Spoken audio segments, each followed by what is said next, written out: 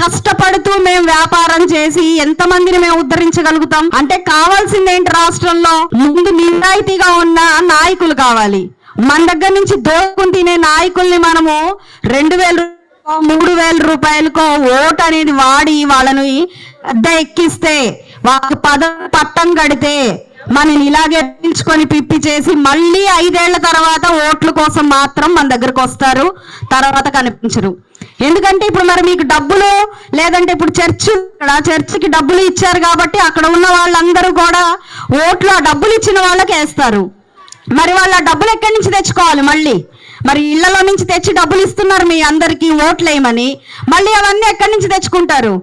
మళ్ళీ అవి ఎక్కడి నుంచి తెచ్చుకుంటారంటే మనకు రోడ్లు వేయరు, డ్రైనేజీలు బాగు చేయరు, ప్రభుత్వం ఇల్లు ఇస్తున్నా కూడా అది మనకి ఇవ్వరు, సంక్షేమ పథకాలు వేటిని కూడా మనకి రానివ్వరు, మన పిల్లలకు ఉద్యోగాలు వచ్చేలాగా ఏ అభివృద్ధి పనులు చెయ్యరు.